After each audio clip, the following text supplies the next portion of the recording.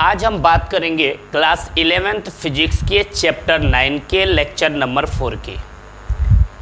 इसके पहले वाले वीडियोज में 3 लेक्चर्स कंप्लीट हो चुके हैं। उसमें जो भी डेफिनेशंस है पूरी क्लियरिटी के साथ बाय फिगर बताए गए हैं। और इस वीडियो में हम बात करेंगे प्रत्यानयन बल क्या है, प्रतिबल क्या है, प्रतिबल के कितने टाइप्स हैं, पूरी फिगर के साथ पूरी डिटेल्स में बात करेंगे। इसमें कोई ऐसी टॉपिक्स नहीं होगी जो जिसके लिए आपके अंदर कोई डाउट बना रहे। बिल्कुल भी कोई चीज़ें डाउट के साथ नहीं रहने वाली। अगर बाय चांस किसी बच्चे को किसी चीज़ को लेके डाउट है तो वह कमेंट बॉक्स में अपने कमेंट में ज़रूर लिखेगा कि उसकी डाउट्स क्या है। जब हमें ये बातें पता चलेंगी कि उसके अंदर के डाउट्स क्या है तो चाहे रिकॉर्डेड वीडियो या शाम को 6:40 पे लाइव क्लासेज स्टार्ट होते हैं, उन सभी में आपके जो भी डाउट्स होंगे विदाउट हेजिटेशन आपके डाउट क्लियर किए जाएंगे। ठीक है, तो अगर मेरे चैनल पे आप नए हैं तो मेरे चैनल को सब्सक्राइब कर लेंगे, और अगर पहले से वीडियो को देख रहे हैं तो लाइक करेंगे, कमेंट करेंगे और शेयर करना नहीं भूलेंगे। हम अब आते हैं अपने टॉपिक्स पे। मेरे इस लेक्चर की पहली टॉपिक्स का नाम है प्रत्यानयन बल। यानी इस पहली टॉपिक्स में हम ये पढ़ेंगे कि प्रत्यानयन बल होता क्या है। प्रत्यानयन बल को समझने के लिए हम अपने जीवन से रिलेट करेंगे एक एग्जाम्पल्स को, और मेरे जीवन से रिलेटेड वह एग्जाम्पल्स क्या है, थोड़ा सा इस चीज़ पे हम विशेष विचार करेंगे। उसके बाद फिर से हम प्रत्यानयन बल को डिफाइन करेंगे। तो प्रत्यानयन बल को डिफाइन करने के लिए मैं इस फिगर का सहारा लेने वाला हूं। तो अब इस फिगर के द्वारा हम क्या करेंगे, थोड़ा सा गौर करना हो। ओके,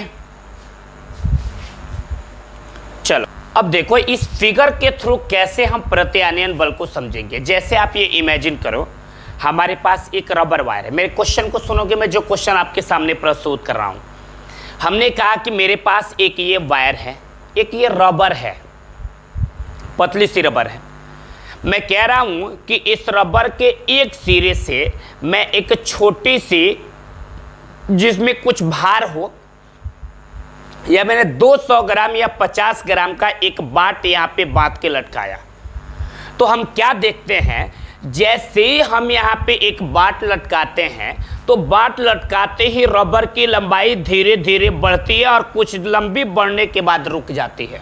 दोबारा सुनो, एक ये रबर है, इस रबर के एक सिरे पर कोई भार बांध के हम छोड़ते हैं तो बड़ी तेजी से उसकी लंबाई ऐसे बढ़ती है और कुछ दूर बढ़ने के बाद रुक जाती है। प्रश्न ये है कि जब हम स्टार्टिंग में उस सिरे से किसी भार को बांधे तो लंबाई तेजी से बढ़ी, लेकिन कुछ देर बढ़ने के बाद वह रुक गई। हमारा प्रश्न ये है कि वह क्यों रुक गई। आ रहा है मेरी बात समझ में? अब देखो, अगर मान लो ये हमारे दिमाग में आ रहा है कि इसके सिरे से हमने भार जब बांधा तभी इसकी लंबाई बढ़ी, तो प्रश्न ये है कि भार बांधे हैं तो इसकी लंबाई बढ़ी है, तो एक समय के बाद क्यों रुकी है? भार तो बंधा हुआ है, लंबाई बढ़ते रहनी चाहिए, लेकिन ऐसा नहीं होता है। तो हम देखेंगे इसमें ये चीज़ें कि मान लीजिए हमारे पास एक रबर वायर है और इस रबर वायर की मैं लेंथ ले लूं कि इस वायर की लंबाई कितनी है, L है। कितनी है इसकी लंबाई? L है। इसकी लंबाई क्या है? L है।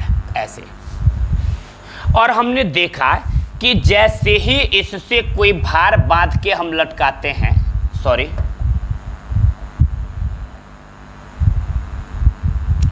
ये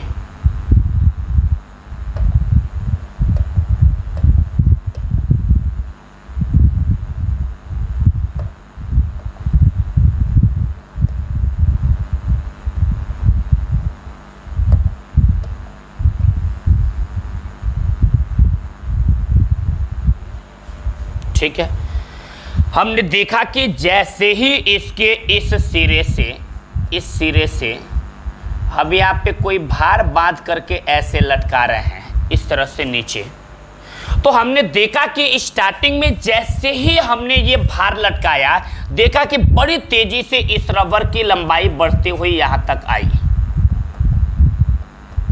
यहां तक बड़ी तेजी से बढ़ी और इसकी लंबाई इतनी सी बढ़ने के बाद मान लो डेल्टा एल लंबाई बढ़ी और डेल्टा एल लंबाई बढ़ने के बाद रुक गई। हमारा प्रश्न ये है कि जब भार ऑलरेडी यहाँ पे भार लटका हुआ है तो इसकी लंबाई कंटिन्यू बढ़ती क्यों नहीं जा रही है, रुकी क्यों है। तो हम देखते ये हैं, हमको इसमें स्टडी करने के बाद ये पता चला कि जैसे ही रबर के एक सिरे से हम किसी भार को बांध के नीचे की तरफ लटकाते हैं तो जैसे ही इससे भार नीचे की तरफ लटकता है तो अगर इस पिंड का द्रव्यमान मान लो m है तो इस पे नीचे की तरफ एक फोर्स कार्य करने लगता है, नीचे की तरफ एक बल कार्य करने लगता है और वह बल होता है गुरुत्वीय बल। और गुरुत्वीय बल को हम किससे लिखते हैं, mg से। इसका मतलब कि जैसे ही इसके सिरे पे हमने क्या किया, इस m द्रव्यमान के भार को लटकाया, इसके इस सिरे पे नीचे की तरफ एक फोर्स काम करने लगा और फोर्स वह क्या है, F इक्वल टू mg है। इससे ये पता चला कि इस पे एक mg फोर्स लगा और इस mg फोर्स के कारण इसकी लंबाई इतनी बढ़ी। लेकिन प्रश्न मेरा यहाँ क्लियर ये नहीं हो रहा है कि लंबाई रुकी क्यों। तो अब आप ये पढ़े हो कि जब किसी भी वस्तु को हम ऐसे खींचते हैं, खींचने के बाद छोड़ते हैं तो पुनः वस्तु वापस आ जाता है। रबर में ऐसा गुण देखे होंगे कि रबर को हम ऐसे खींच दें, खींच के छोड़े तो पुनः वस्तु क्या होता है, वापस आता है। इससे ये पता चलता है कि अगर हम खींचते हैं रबर को ऐसे तो रबर के अंदर एक बल ऐसा भी जनरेट हो जाता है जो फिर से रबर को खींच के पहले वाले पोजीशन में लाना चाहता है। और वह बल मिलता कैसे है, तो आंसर ये है कि जब ऐसे रबर को हम खींचते हैं तो जैसे जैसे रबर में तनाव पैदा होता है उसके तनाव के कारण रबर के अंदर विपरीत डायरेक्शन में एक बल उत्पन्न हो जाता है। ऐसे ही जैसे ही इसके सिरे पर नीचे की तरफ F बराबर mg बल काम किया, जैसे जैसे इसकी लंबाई बढ़ी, इसके ऊपर इसके अंदर ऊपर की तरफ एक बल उत्पन्न हो गया। ये बल कार्य करने लगा, ये ऊपर की तरफ,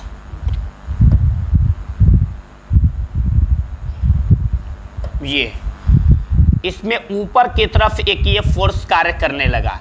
अब देखो ये फोर्स में हुआ क्या, जैसे जैसे इसकी लंबाई बढ़ती गई, ऐसे नीचे की तरफ लंबाई बढ़ती गई, ऐसे ऐसे इस फोर्स का भी मान क्या हो गया, बढ़ता गया बढ़ता गया बढ़ता गया। बढ़ते बढ़ते जैसे ही ये ऊपर वाला बल इस नीचे वाले बल के बराबर हुआ, उस समय ये लंबाई बढ़ना क्या हो गई, बंद हो गई।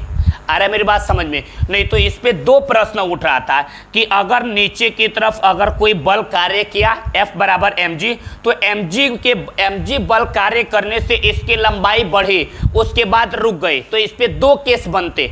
पहला केस ये बनता है या तो ये बल जीरो हो जाए, और दूसरा केस ये बनता है कि जितना नीचे की तरफ बल कार्य करे उतना ही बल ऊपर की तरफ कार्य करने लगे, तब जाके लंबाई बढ़ना बंद होगी। अरे मेरी बात समझ में? तो हम क्या देख रहे हैं कि जब तक इस वस्तु के अंदर m द्रव्यमान है तो द्रव्यमान पे ग्रेविटेशनल फोर्स लगता है। ग्रेविटेशनल फोर्स जीरो तभी होगा जब उसका द्रव्यमान जीरो होगा। अरे मेरी बात समझ में? तो जब तक इस सिरे से m द्रव्यमान का कोई पिंड लटका है, यानी जिसके अंदर m द्रव्यमान है, तो समझ लो उस पे ऑलवेज F बराबर mg फोर्स कार्य करता रहेगा, ये कभी जीरो नहीं हो सकता।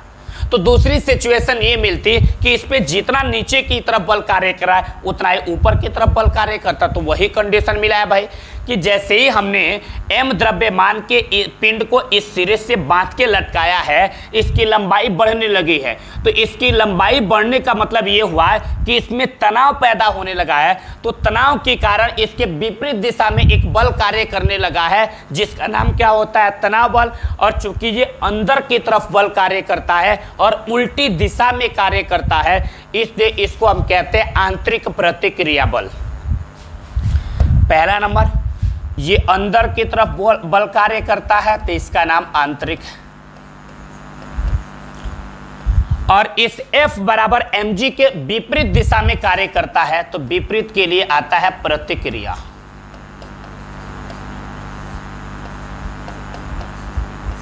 आ रहा है मेरी बात समझ में? और ये बल किस एरिया पे कार्य कर रहा है, तो मैं बोल रहा हूं एकांक क्षेत्रफल पे।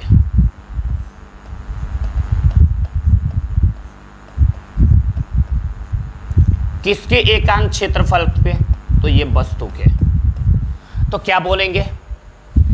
वस्तु के एकांक क्षेत्रफल पर कार्य करने वाले आंतरिक प्रतिक्रिया बल को क्या कहते हैं? प्रत्यानयन बल कहते हैं। बोलो, क्लियर हो गया? मैंने क्या बोला? क्या परिभाषा दोगे प्रत्यानयन बल का? सिंपल भाषा में बोलोगे, वस्तु के या किसी वस्तु के एकांक क्षेत्रफल पर कार्य करने वाले आंतरिक प्रतिक्रिया बल को प्रत्यानयन बल कहते हैं। एक बार और सुनो, क्या परिभाषा देंगे? किसी वस्तु के एकांक क्षेत्रफल पर कार्य करने वाले आंतरिक प्रतिक्रिया बल को प्रत्यानयन बल कहते हैं। बोलो, क्लियर हो गया? इसमें कोई डाउट तो नहीं होनी चाहिए। चले हम नेक्स्ट टॉपिक्स पे चलेंगे, देखेंगे। अब यहाँ पे आंतरिक प्रतिक्रिया बल का परिभाषा ऑलरेडी लिखा हुआ है।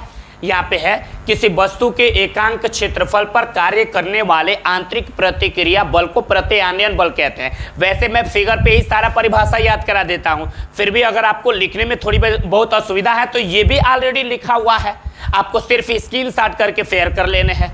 ओके, वैसे जितने भी डेफिनेशंस होंगे वह सभी के सभी डेफिनेशन में बाय फिगर आपको निकाल दूंगा, फिगर पे ही याद हो जाएंगे। फिजिक्स का मतलब फिगर पे ही आधारित है, सारी चीजें फिगर पे ही पूरी डिटेल्स में बता देंगे। आपको अलग से कुछ डेफिनेशन रटने की जरूरत नहीं पड़ेगी, आपको फिगर पे सारी चीजें व्याख्या करेंगे, आसानी से जोड़ के आप डेफिनेशन निकाल लेंगे। उसके बावजूद भी डेफिनेशन आपको लिखा हुआ मिल रहा है। ओके, फिर हम चलेंगे अब इसके बाद न्यू टॉपिक्स, प्रतिबल।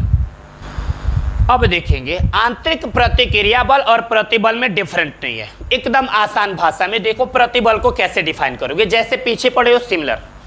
अब पीछे क्या पढ़े हो?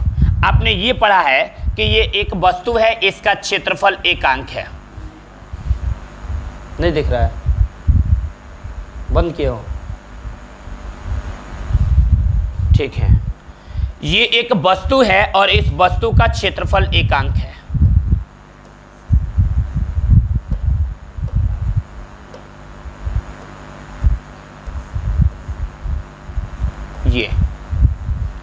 ये एकांक क्षेत्रफल है और इस एकांक क्षेत्रफल पर अगर कोई m द्रव्यमान का कोई पिंड यहां से लटका दें,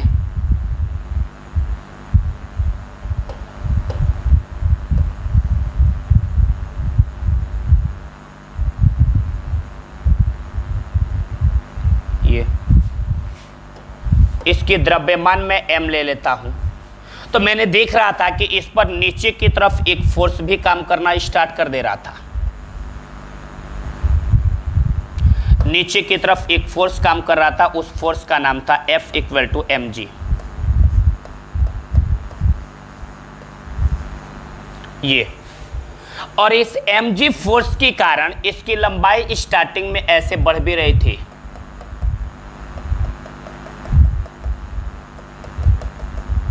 ऐसे। और जैसे ही इसकी लंबाई बढ़ना शुरू हो रही थी, इस पर विपरीत डायरेक्शन में भी एक फोर्स काम कर रहा था।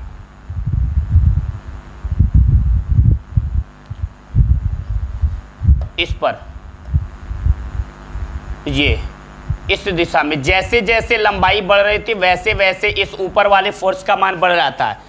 और जैसे ही ऊपर वाले फोर्स का मान इस नीचे वाले फोर्स के बराबर हो रहा था,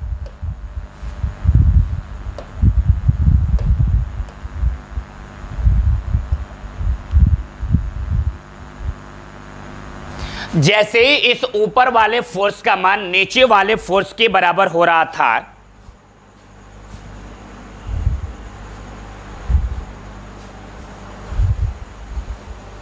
थोड़ा सा ये चीजें दिख नहीं रहा है, मैं क्लियर ये ले लेते हैं। ये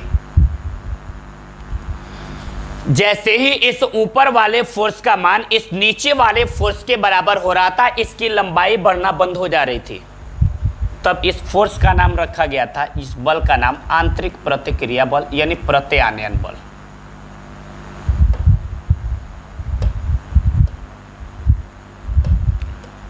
इसका नाम क्या था? प्रत्यानयन बल।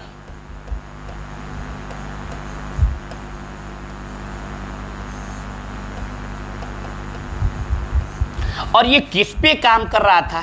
तो बोलोगे वस्तु के एकांक क्षेत्रफल पर।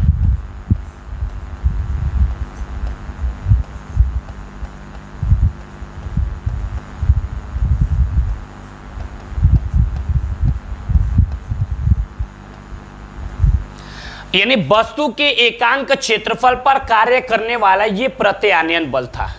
अब थोड़ा सा बदलाव करके उसी का नाम क्या पड़ गया है? प्रतिबल। तो प्रतिबल का अब परिभाषा सिमिलरिटी आपको एकदम आसान भाषा में क्या निकल रहा है? हम प्रतिबल को सिस्टमेटिक, यहां भी आप देखोगे क्या चीज है। यहां हमारे पास देख लो, ये एक ऐसे सिलेंडर रखा गया है, ये वाला, ये सिलेंडर है। मैंने इसका नीचे वाला जो ये सिरा है ना, नीचे वाला सिरा को फिक्स रखा ऐसे, और इस ऊपर वाले, मान लो किसी भी वस्तु पे दो ही तरह से बल लगेंगे यार, या तो ऊपर नीचे लगेंगे, नहीं तो स्पर्श रेखीय दिशा में लगेंगे। इससे ज्यादा क्या लगेगा? तो मान लो हमारे पास ये सिलेंडर था और सिलेंडर के निचले सिरा को मैंने फिक्स कर दिया, यानी रॉक के सिलेंडर को फिक्स कर दिया निचला सिरा ऐसे। उसके बाद मैंने सिलेंडर पे ऐसे फोर्स लगाया स्पर्श रेखीय दिशा में, तो हमने देखा नीचे वाला सिरा जहां था वही होता है और सिलेंडर थोड़ा सा बेंड हो गया इस फोर्स के कारण, इसके कारण। और नीचे वाला सिरा यही था। अरे गत्ता वगैरह नहीं देखे हो आप, जिसमें जूता वगैरह पैकिंग करके गत्ता आता है, गत्ते का निचला सिरा फिक्स करके ऊपर ऐसे बल लगाओ, देखना गत्ता टेढ़ा हो जाता है हल्का सा। तो वह जो बल काम करता है ऊपर की तरफ, जो आपको ऐसे स्पर्श करते हुए जो फोर्स लगता है, उसका नाम होता है स्पर्श रेखीय बल। तो हमारा मीनिंग यहाँ स्पर्श रेखीय बल से नहीं है, हमारा मीनिंग ये है कि मान लो ये वस्तु का ये एकांक क्षेत्रफल है और इस एकांक क्षेत्रफल पे हम ये बाह्य विरूपक बल लगा रहे हैं, तो इसके विपरीत दिशा में यहाँ पे प्रत्यानयन बल काम कर रहा है। आ रहा है मेरी बात समझ में? भाई मैंने इस पे इस डायरेक्शन में फोर्स लगाया तो प्रत्यानयन बल उल्टी डायरेक्शन में कार्य की, यहां पे बाह्य विरूपक बल नीचे की तरफ लगा तो प्रत्यानयन बल ऊपर की तरफ कार्य किया।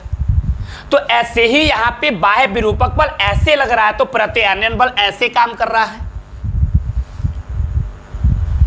ये भी वस्तु का क्षेत्रफल एकांक है, इस पे लगने वाला ये भी कौन सा बल है? प्रत्यानयन बल है, और इसी का नाम क्या चीज है? प्रतिबल। तो दोनों का मीनिंग सेम है, एक ही परिभाषा दे दोगे तो हो जाएगा। क्या परिभाषा दोगे प्रतिबल का? हम बोलेंगे किसी वस्तु के एकांक क्षेत्रफल पर कार्य करने वाले प्रत्यानयन बल को प्रतिबल कहते हैं। बाई फिगर परिभाषा निकालना है, कुछ भी एक्स्ट्रा करना ही नहीं है आपको। प्रतिबल का क्या परिभाषा दोगे? सिस्टमेटिक। बोलोगे किसी वस्तु के एकांक क्षेत्रफल पर कार्य करने वाले प्रत्यानयन बल को प्रतिबल कहते हैं। बोलो क्लियर हो गया? अब प्रतिबल के टाइप्स पढ़ने वाले हैं कि प्रतिबल के कितने प्रकार होते हैं। तो आप देखोगे प्रतिबल के कितने प्रकार होते हैं यहां पे। अब यहां देखो थोड़ी सी, सॉरी, ये प्रतिबल के प्रकार देखोगे। अगर मैं इसका फार्मूला भी साथ में लेके चल रहे हैं ताकि आपको चीजें क्लियर समझ में आएंगे।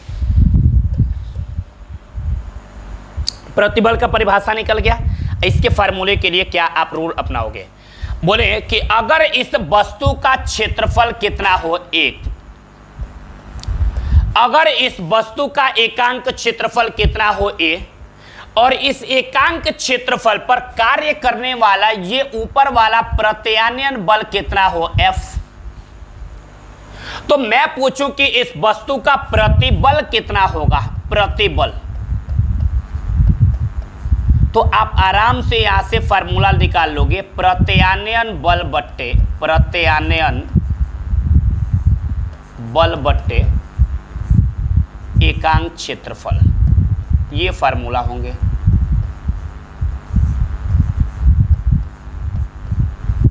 ये अब प्रतिबल को हम लिखते हैं सिग्मा से, प्रत्यानयन बल को हम किससे लिख ले रहे हैं? बोलोगे एफ से।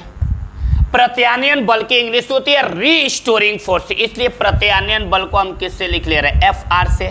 और एकांक क्षेत्रफल को किससे लिख ले रहे हैं? ए से। तो हमारे पास एक फार्मूला निकल के ये आ गया, ये प्रतिबल बराबर Fr/A, यानी प्रत्यानयन बल बट्टे क्षेत्रफल। बोलो इसमें कोई प्रॉब्लम है?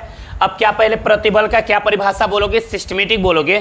किसी वस्तु के एकांक क्षेत्रफल पर कार्य करने वाले प्रत्यानयन बल को प्रतिबल कहते हैं और इसे सिग्मा से प्रदर्शित करते हैं। सिग्मा बराबर क्या फार्मूला निकल गया? Fr/A। अब यहां से देख लो, जितने भी प्रतिबल बताएंगे, चाहे कोई भी प्रतिबल हो, सबका formula sigma equal to Fr/A ही होगा। क्या मेरी बात समझ में? जितने भी प्रतिबल होंगे सबका फार्मूला यही होगा, चाहे वो कौन प्रतिबल हो। ठीक है, अब देखो इसके बाद से प्रतिबल का मात्रक और विमीय सूत्र हम यहां पे निकाल लेंगे। ठीक है, प्रतिबल का मात्रक और विमीय सूत्र यही लिख लेते हैं।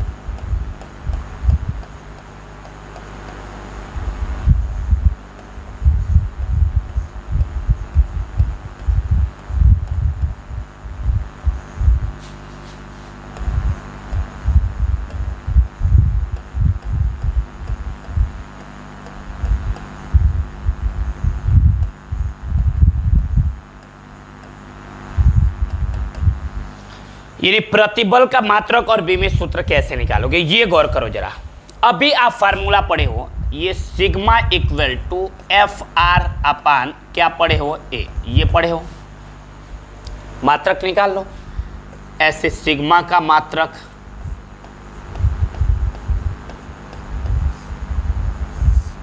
इक्वल टू, यहां देखो ये F होता है बल और बल का मात्रक क्या होता है? न्यूटन। ये होता है क्षेत्रफल, क्षेत्रफल का मात्रक होता है मीटर स्क्वायर। क्लियर हो गया? तो इसका मतलब कि प्रतिबल का मात्रक निकल गया न्यूटन प्रति मीटर स्क्वायर। बोलो क्लियर है? अब आपसे कहे कि इस प्रतिबल का विमीय सूत्र क्या होगा?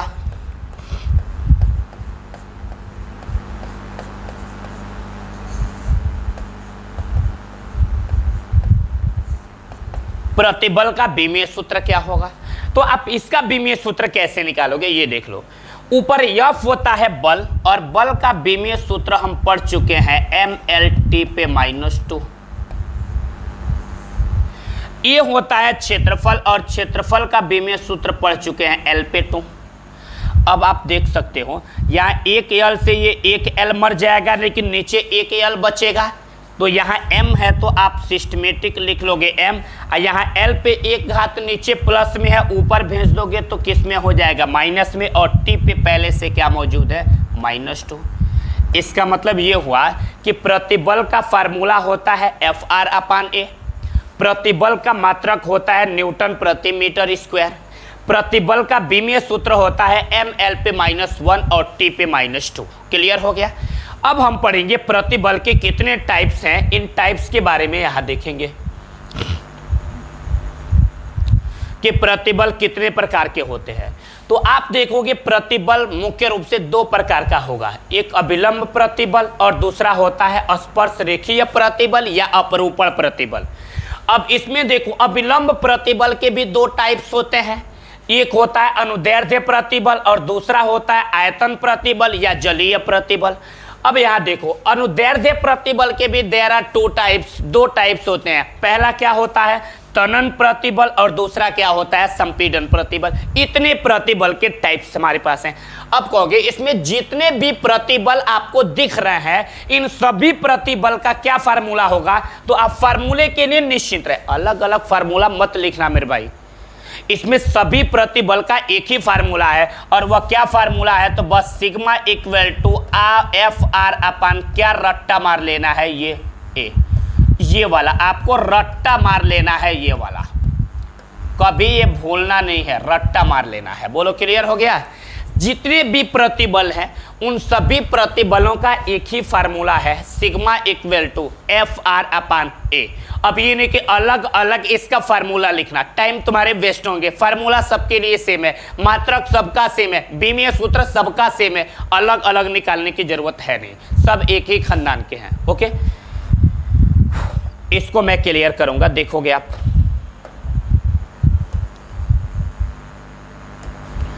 ये अब चलो प्रतिबल के कितने प्रकार होते हैं, तो हम पहले मुख्य रूप से दो प्रकार, एक अभिलंब प्रतिबल और दूसरा स्पर्श रेखीय प्रतिबल, छूट गया है और मिसप्रिंट है, स्पर्श रेखीय प्रतिबल या अपरूपण प्रतिबल। इन दोनों को कैसे डिफाइन करोगे?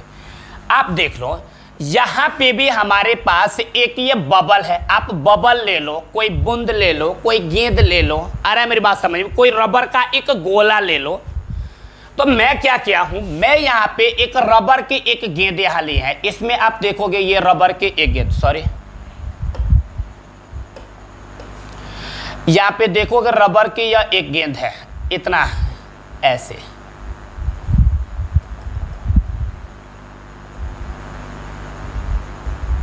ये वाला ये है, इसकी भी एरिया एकांक ही है। आ रहा है मेरी बात समझ में?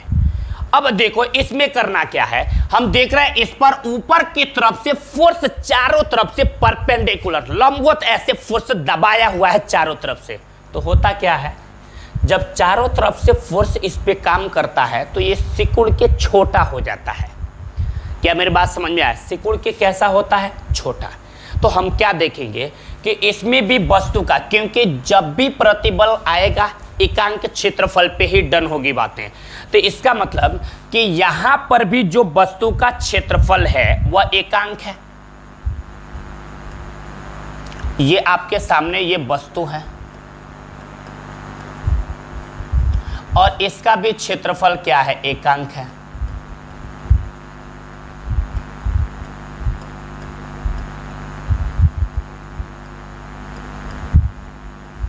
एकांक है और इस एकांक क्षेत्रफल पर कार्य करने वाला ये अभिलंबवत दिशा में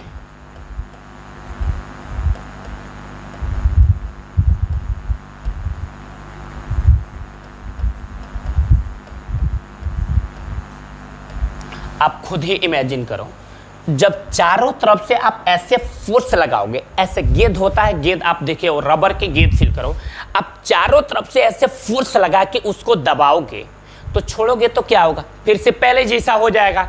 इसका मतलब कि जब आप ऐसे फोर्स लगाओगे, दबाओगे उसको, तो उसके अंदर विपरीत दिशा में एक बल जनरेट हो जाएगा। मान लो इसको ऐसे दबाया गया है, तो जब ये दब के सिकुड़ के ये इतनी छोटी सी हुई है, इतनी छोटी सी, आ रहा है मेरी बात समझ में?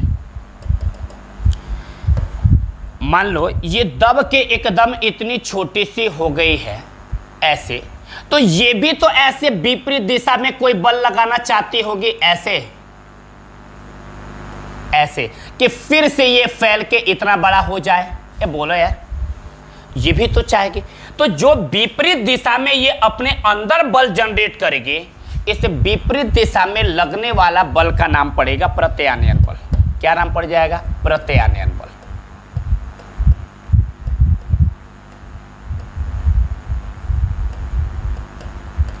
और ये प्रत्यानयन बल की डायरेक्शन क्या होगी?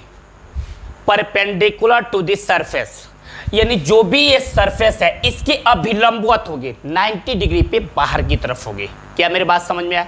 तो क्या डेफिनेशन दोगे? हमने क्या देखा, ये पहले वस्तु है, इस वस्तु का मैंने एकांक क्षेत्रफल लिया और एकांक क्षेत्रफल पे मैंने क्या देखा कि अभिलंबवत दिशा में प्रत्यानयन बल कार्य कर रहा है, तो उसी का नाम क्या रख दिया गया? अभिलंब प्रतिबल।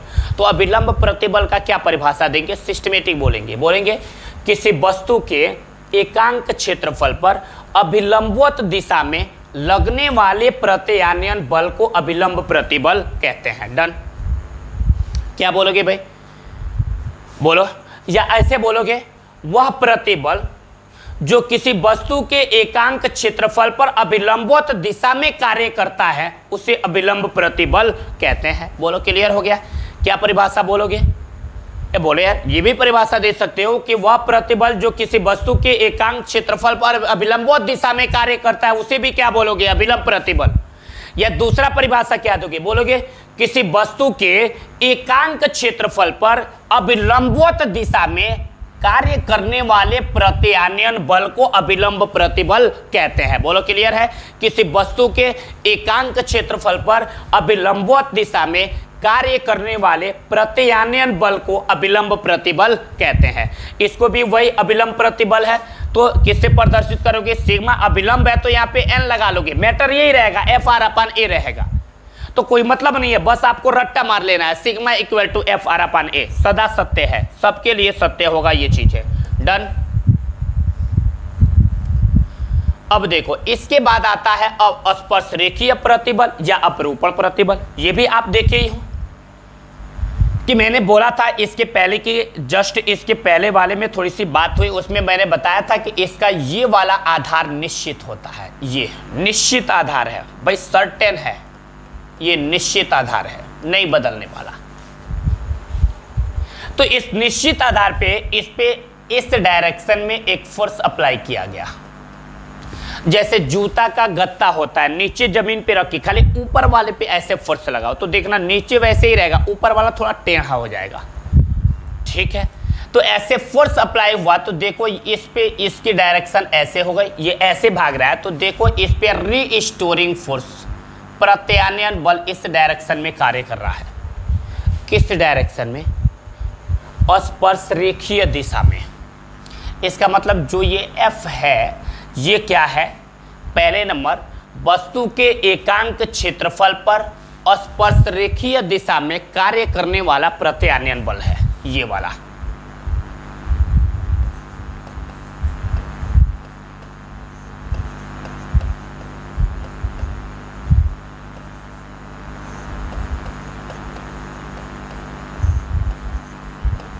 स्पर्श रेखीय दिशा में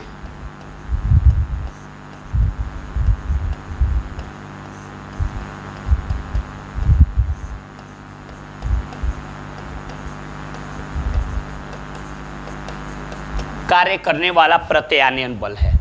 और इसी ये प्रत्यानयन बल किस पे काम कर रहा है साहब? बोलोगे एकांक क्षेत्रफल पे। ये वाला जो एरिया है ये एकांक है, ये वस्तु का एकांक क्षेत्रफल है।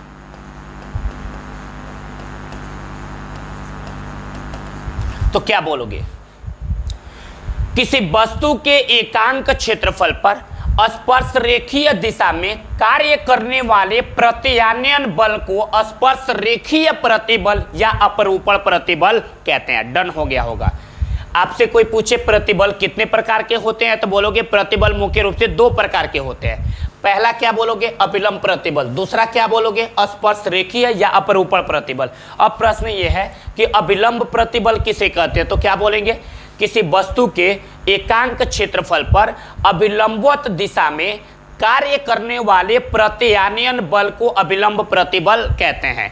इसके बाद से स्पर्श रेखीय प्रतिबल या अपरूपण प्रतिबल किसे कहेंगे, तो इसमें बोलोगे किसी वस्तु के एकांक क्षेत्रफल पर स्पर्श रेखीय दिशा में कार्य करने वाले प्रत्यानयन बल को स्पर्श रेखीय प्रतिबल या अपरूपण प्रतिबल कहते हैं। ये चीजें डन हो गई होगी, दोनों परिभाषा याद हो गया होगा। सारी परिभाषाएं आपको यही याद करा रहे हैं।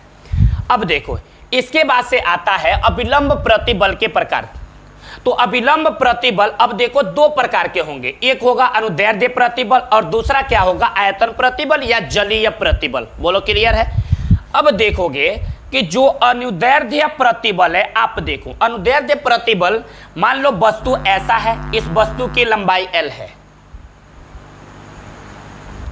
अब इसमें देखोगे हम देखेंगे अभिलंब प्रतिबल कितने प्रकार के होंगे, तो देखेंगे अभिलंब प्रतिबल दो प्रकार के हो रहे हैं। एक हो रहा है अनुदैर्ध्य प्रतिबल, दूसरा हो रहा है आयतन प्रतिबल या जलीय प्रतिबल। अब अनुदैर्ध्य प्रतिबल में क्या देख रहे हैं? सिमिलरिटीज कुछ चीजें हैं। हमने देखा हमारे पास L लंबाई का इतना बड़ा हमने देखा कि हमारे पास इतना बड़ा एक सिलेंडर है जिसकी लंबाई L है। मैंने देखा इस सिलेंडर पे दो फोर्स परपेंडिकुलर अभिलंबवत डायरेक्शन में काम किए, एक ऊपर की तरफ और दूसरा नीचे की तरफ। तो मैंने देखा इसकी लंबाई बढ़ गई। ठीक, सिलेंडर L लंबाई का एक यहां भी था, इस पे दो फोर्स काम किया, दो फोर्स ऐसे, एक ऊपर से और दूसरा नीचे से, ऐसे ऐसे। तो हमने देखा इसकी लंबाई क्या हो गई? कम हो गई। तो हमने दोनों दिशा में देखा कि ये एक ऐसा प्रतिबल है कि जो ये वाला प्रतिबल है ना, मैंने एक चीज अध्ययन किया, देखा कि ये लंबाई के अनुदिश कार्य कर रहा है। किसके अनुदिश? लंबाई। या तो ये लंबाई बढ़ाएगा,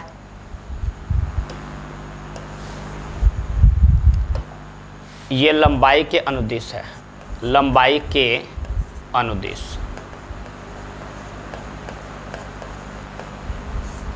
या तो इस प्रतिबल के कार्य करने से किसी वस्तु की लंबाई बढ़ेगी या लंबाई क्या होगी, घटेगी। मैंने इस पे देखा कि पहले मैंने इस प्रतिबल को देखा कि सॉरी इस ऑब्जेक्ट को देखा कि इसका इतना बड़ा साइज था, इसका आयतन भी था, यहां लिखा हुआ ऑलरेडी पहले से है लिखा भी, इसका आयतन कितना था भी। लेकिन जब इस पर ऊपर की तरफ से प्रतिबल काम किया तो देखा गया इसका आयतन बहुत बड़ी हो गई, इतना पे बस, ये वाला घटा के कम कर दिया। या मान लो अगर किसी वस्तु का आयतन इतनी बड़ी सी हो, इमेजिन ये वाला ऐसे हो, इस पे नीचे की तरफ से ऐसे जब फोर्स काम करेगा तो ये बढ़ के बड़ा हो जाएगा, तब भी तो ये आयतन के अनुदिश ही कार्य कर रहा है ना। तो इसका मतलब ये पता चल रहा है, ये देखने से पता चल रहा है कि जो ये वाला प्रतिबल है ना, ये आयतन के अनुदिश कार्य करता है। किसके अनुदिश? आयतन के अनुदिश।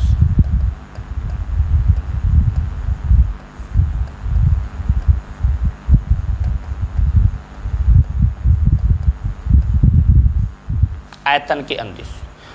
तो वह प्रतिबल जो लंबाई के अनुदिश कार्य करता है, वस्तु की लंबाई के अनुदिश कार्य करता है, उसे हम कहते हैं अनुदैर्ध्य प्रतिबल। क्या कहते हैं बाबू? अनुदैर्ध्य प्रतिबल। और वह प्रतिबल क्या बोलेंगे? वह प्रतिबल जो किसी वस्तु के आयतन के अनुदिश कार्य करता है, उसका नाम हम क्या रखेंगे? आयतन प्रतिबल या जलीय प्रतिबल। बोलो, क्लियर हो गया? क्या नाम रखोगे इसका? आयतन प्रतिबल, या दूसरा क्या नाम दोगे? जलीय प्रतिबल। इसमें कोई डाउट आपको नहीं होनी चाहिए। हम अभी आगे बहुत सारी चीजें पढ़ेंगे। पहले प्रतिबल को डिफाइन किए। प्रतिबल कितने प्रकार के होते हैं? तो मुख्य रूप से दो प्रकार के, पहला अभिलंब प्रतिबल, दूसरा स्पर्श रेखीय प्रतिबल या अपरूपण प्रतिबल। अभिलंब प्रतिबल किसे कहते हैं? तो मैंने डिफाइन किया, किसी वस्तु के एकांक क्षेत्रफल पर अभिलंबवत दिशा में कार्य करने वाले प्रत्यानयन बल को अभिलंब प्रतिबल कहते हैं।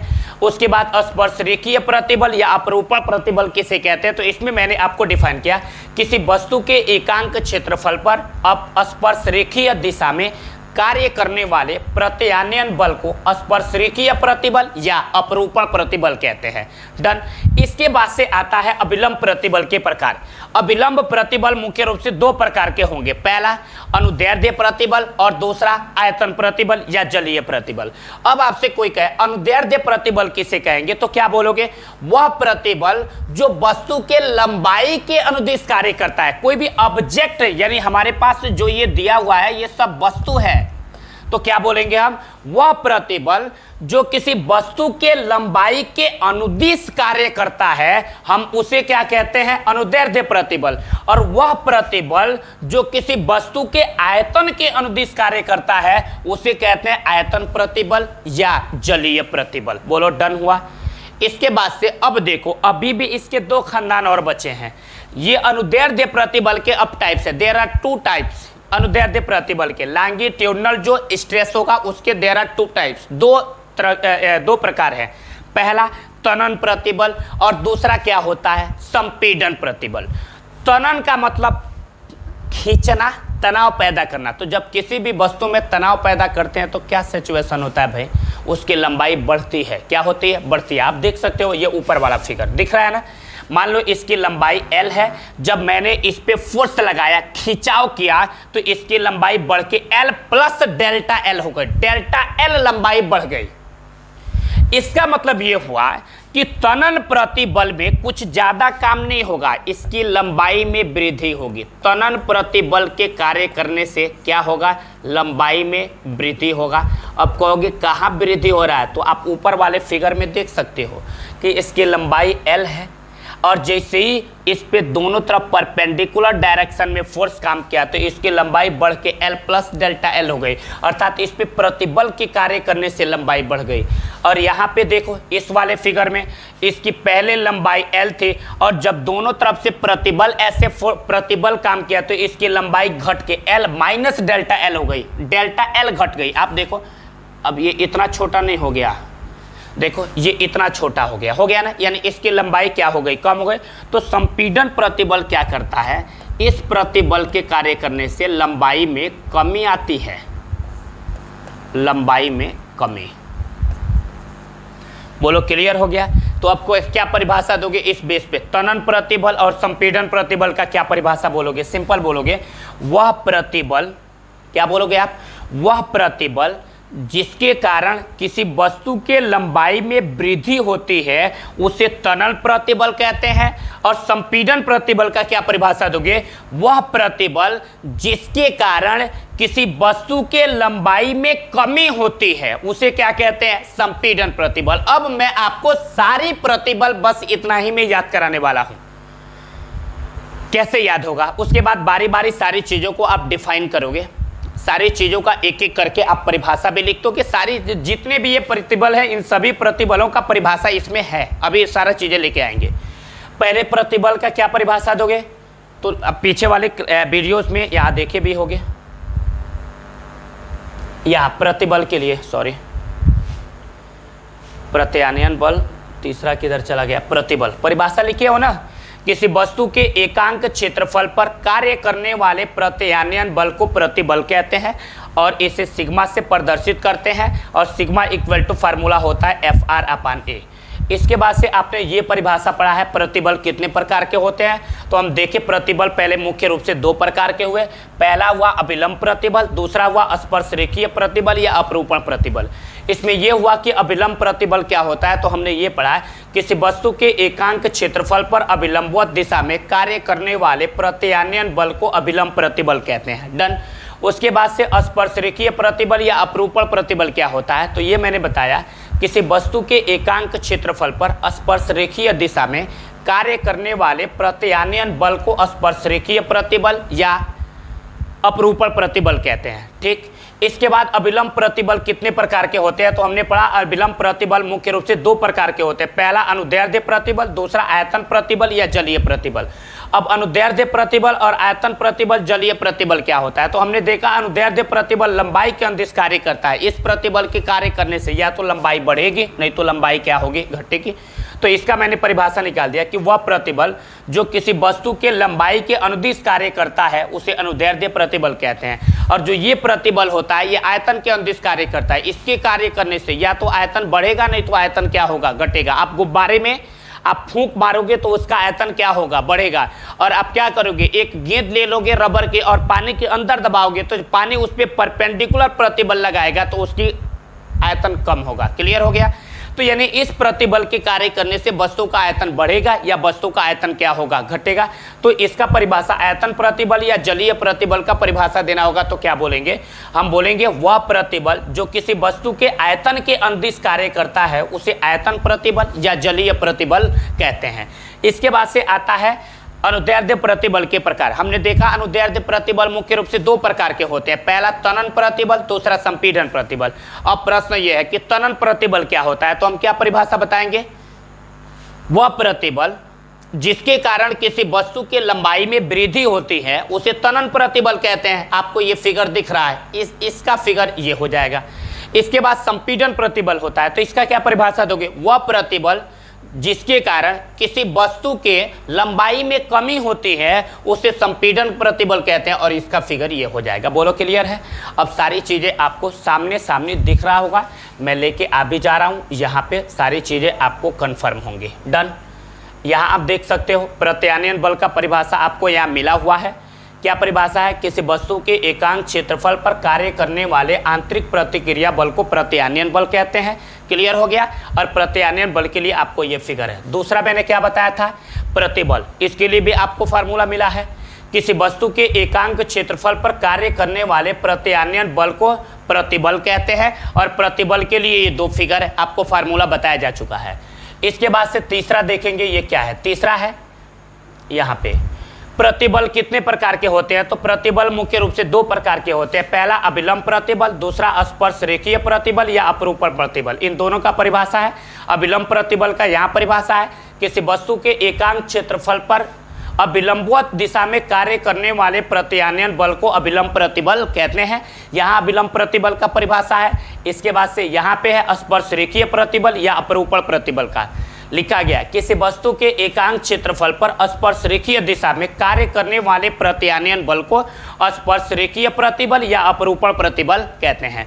इसके बाद मैंने क्या बोला था, अभिलंब प्रतिबल दो प्रकार के होते हैं। देखिए प्रीवियस वीडियो में क्या था, अनुदैर्ध्य प्रतिबल और आयतन प्रतिबल। ठीक है, अब अनुदैर्ध्य प्रतिबल किसे कहते हैं, तो यहाँ लिखा है अनुदैर्ध्य प्रतिबल का परिभाषा कि वह प्रतिबल जो लंबाई के अनुदिश कार्य करता है उसे अनुदैर्ध्य प्रतिबल कहते हैं।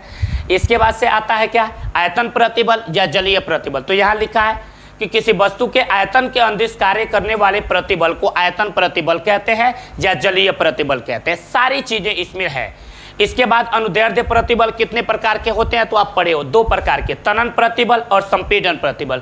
तनन प्रतिबल का यहाँ परिभाषा लिखा हुआ है कि वह प्रतिबल जिसके कारण किसी वस्तु के लंबाई में वृद्धि होती है उसे तनन प्रतिबल कहते हैं। और संपीड़न प्रतिबल क्या है कि वह प्रतिबल जिसके कारण किसी वस्तु के लंबाई में कमी होती है उसे संपीड़न प्रतिबल कहते हैं। ये सारी चीजें मैंने आपको एक ही पेज पे बता रखा है जो यहाँ पे आपको दिख रहा है, आप देख सकते हो यहाँ पे, सॉरी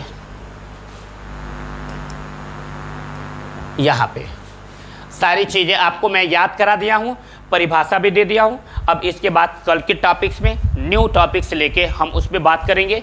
न्यू टॉपिक्स क्या है, सिग्मा इक्वल टू FR/A पे आधारित बहुत सारी बेहतरीन कॉम्पिटिटिव लेवल्स के क्वेश्चन कैलकुलेट करेंगे। मल्टीपल चॉइस क्वेश्चन होंगे और आपको अच्छी तरह से समझ में आएगा। ठीक है, हम अपनी वीडियो ओवर कर रहे हैं। Thank you.